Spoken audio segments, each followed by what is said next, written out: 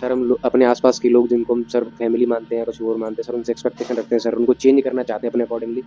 फिर sir expectation meet नहीं होती है तो सर हर्ट होता है, उसके बाद सर हम उनको अवॉइड करने लगते हैं। फिर अगर सर उसको सुन लेते हैं तो वो कहते हैं कि एक्सपेक्टेशन रखनी नहीं चाहिए किसी से, और मतलब एक्सपेक्टेशन नहीं रख रहे हैं तो फिर सर रिश्ता मतलब जो रिलेशनशिप है, प्यार है, जो भी है वो है कहाँ, इससे अच्छा तो फिर सर हम इमोशनलेस बन जाए।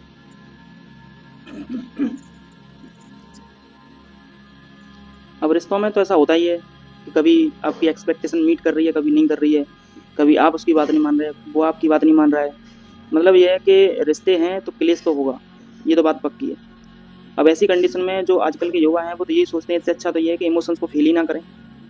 अब इमोशंस को फील ना करना, ये ऐसा ही सॉल्यूशन हुआ कि आप खाना चाहते हो शुगर और चाहते हो मीठा ना लगे।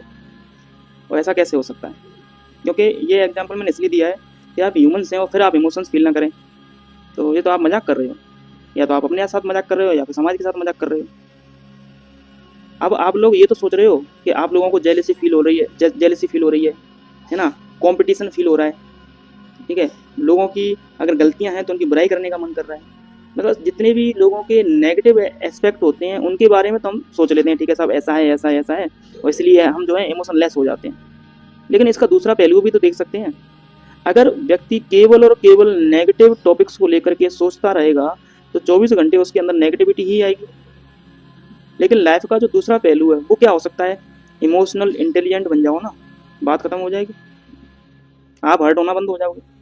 इमोशनल इंटेलिजेंट होने का मतलब इमोशनल लेस होने का नहीं होता। मतलब आप ये नहीं, अगर आप इमोशनल इंटेलिजेंट हैं तो इसका मतलब ये नहीं कि आपके इमोशन चले गए हैं, नो, तुम इमोशनली बहुत स्ट्रांग हो चुके हो।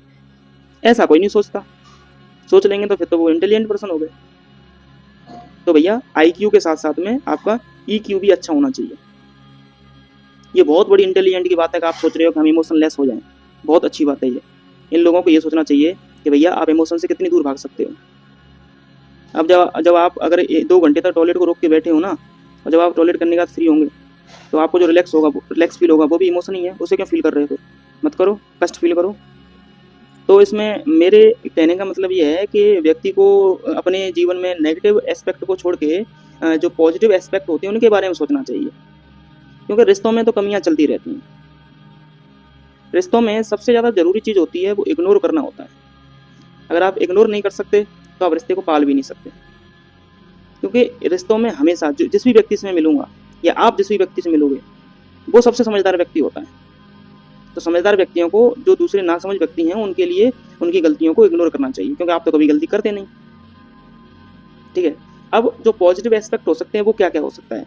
अपनी लाइफ में कॉन्फिडेंस फील करो, पॉजिटिव डिजायर रखो, अबंडेंट फील करो, अपने आप को ब्रिलियंट बनाओ, ग्रेटिट्यूड फील करो, है ना, अपने आप को एडेप्टिव बनाओ। ये इन इन इन टॉपिक्स के बारे में अभी कभी नहीं सोचते। हम सोचते हैं जेलसी, बुराई करना, कंपटीशन, ये कौन सी मतलब है?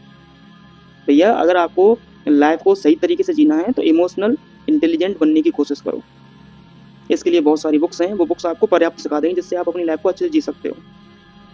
रिश्तों के टूटने का मेन कारण होता है इमोशनल इंटेलिजेंट ना होना और दूसरों को इग्नोर ना कर पाना। अगर दूसरे गलतियां कर रहे हैं उन्हें इग्नोर करो, अपने मन में हमेशा ये रखो कि मैं तो ब्रिलियंट हूँ, सामने वाले नहीं, इसलिए उनकी गलतियों को छोड़ दो। क्योंकि हम हमेशा दूसरों से ये चाहते हैं कि सामने वाले ने गलती क्यों कर दी।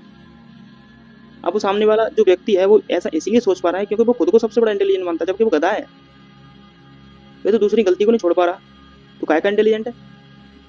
तो मेरे कहने का मतलब है इमोशंस पर कंट्रोल करने की कोई जरूरत नहीं है, इमोशंस को खत्म करने की कोई जरूरत नहीं। वो तो कर ही नहीं पाओगे, फिर भी कह रहा हूँ इमोशंस में इंटेलिजेंट बनो। मेरे मतलब इसका मतलब ये होता है इमोशंस को समझो।